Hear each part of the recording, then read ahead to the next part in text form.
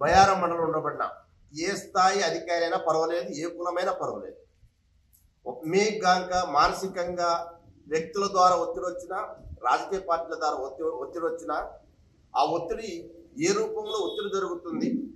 వ్యక్తిత్వం మీద ఒత్తిడి చేస్తున్నారా, లేదు మీ విధుల పట్ల ఒత్తిడి చేస్తున్నారా, లేదు ఉద్దేశపూర్వకంగానే ఎవరన్నా ఎస్సీలు ఉంటేనో, ఎస్టీలు ఉంటేనో, బీసీలు ఉంటేనో, ముస్లింలు ఉంటేనో, మైనార్టీలు ఉంటే మరి ఆ ఉన్నత ఉద్యోగాలలో ఉన్నారు కనుక మరి పలసదనంతో తక్కువ కులపోలనే అట్లేమన్నా భావనతో మాట్లాడుతున్నారా?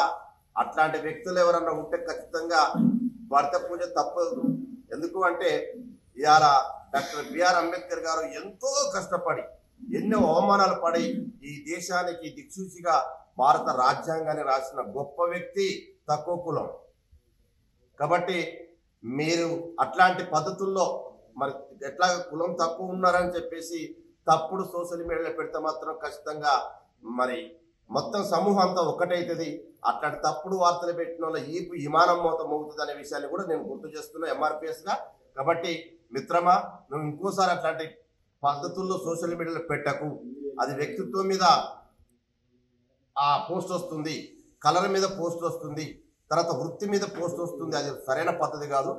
నువ్వు నిజంగానే బయారంలో ఉండు, బయారంలో ఉండి బయారంలో జరుగుతున్న అన్యాయాన్ని ప్రశ్నించు, లేదు బయారంలో పేదవాళ్ళకు రావాల్సిన సంక్షేమం మీద ప్రశ్నించు, బయ్యారంలో భూములు లేవని కొట్లాడు, బయ్యారంలో ఇంద్రమ్మ ఇళ్ళు వస్తలేవని కొట్లాడు, బయ్యారంలో ఉద్యోగాలు వస్తలేవని కొట్లాడు, బయ్యారంలో ఉక్కు ఫ్యాక్టరీ పెట్టాలని కొట్లాడు. అంతేగాని చిన్న చిన్న ఉద్యోగాలు చేసే అధికారుల మీద మరి నువ్వు నీ ప్రతాపాన్ని చూపిస్తే అది ఏదో ఒక రోజు సందర్భంగా మరి అదంతా ఒక్కటైతే ఆ ఒక్కటైతే ఖచ్చితంగా ఎవరైతే అన్యాయంగా ఆ అధికారిని అవమానపరుస్తున్నారో ఆ అధికారి వైపు ఎంఆర్పిఎస్ ఉంటుంది, మాదిక దండోరం ఉంటుంది, రకరకాల వ్యక్తులు శక్తులు అందరూ కలుస్తారు. అప్పుడు ఖచ్చితంగా భర్త పూజ తప్పదనే విషయాన్ని గుర్తు చేస్తూ నా పేరు గుగ్గిల ప్రేమాదిగా, మహాజన సోషలిస్ట్ పార్టీ ఎంఆర్పిఎస్ జాతీయ నాయకులు.